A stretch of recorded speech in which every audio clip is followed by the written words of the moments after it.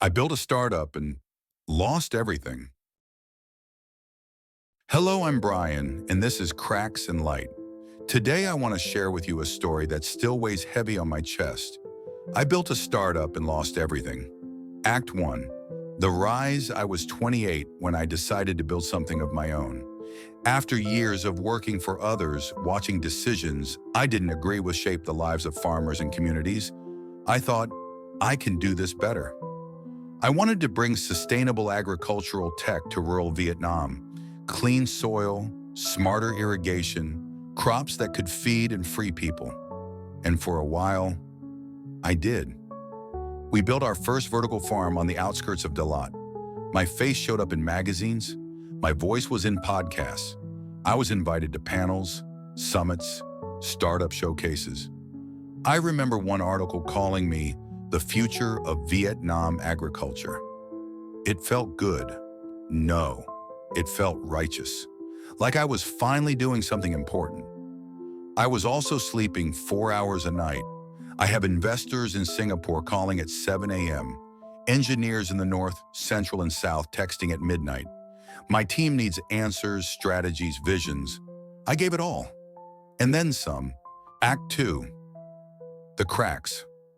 The first signs came slowly, like hairline fractures in a pot, almost invisible unless you knew where to look.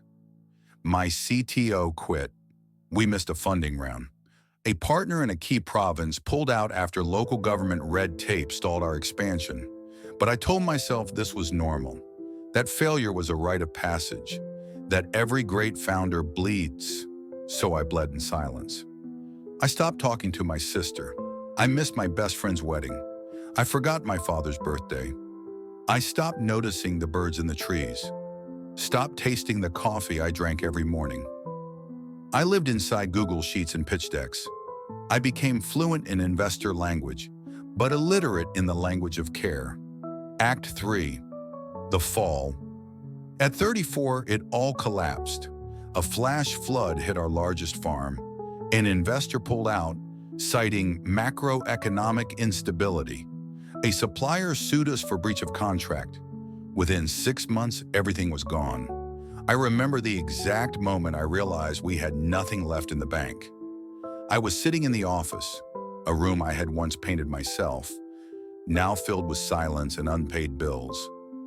I opened the payroll spreadsheet, looked at the names of my team, and closed the laptop. That night I drank alone in the dark. I didn't cry. I didn't rage.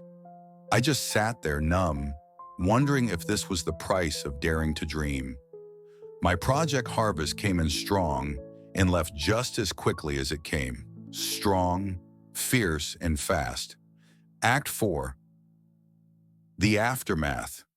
What do you do when the thing that gave you meaning vanishes? When you wake up and realize you don't know who you are outside of your title? I moved back to a small town near Central Highlands, rented a tiny house. I stopped checking LinkedIn. I stopped trying to explain myself. I just let myself break. In the silence, I began to see the cost. Not just financial, but human. I had built a company, but I had burned out my friendships, neglected my health, forgotten my own reflection. I was once a kid who loved feeding chickens at dawn with my father. Somewhere along the way, I traded that boy for an image on a pitch deck. Act 5. The light healing wasn't poetic.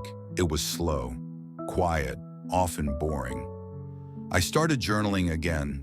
I cooked for myself, badly at first. I called my sister. We cried. I visited my old university professor, the one who first told me, "Don't let ambition outgrow your humanity." Little by little, I started remembering who I was before the titles, before the applause. I didn't rebuild the startup, but I started helping young founders navigate their early journeys, warning them of the cliffs I once smiled off. Closing, the lesson. Here's what I learned.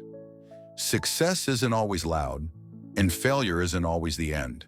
I lost everything. Money, reputation, momentum. But I found something deeper. I found myself again. So to those building something out there, Keep building, but don't forget to pause. Don't forget to feel. Don't forget to ask, who am I if this all disappears tomorrow? Because the answer to that question might save you. This is Brian, and this is Cracks in Light. I'm very glad you're here. See you in the next sharing session.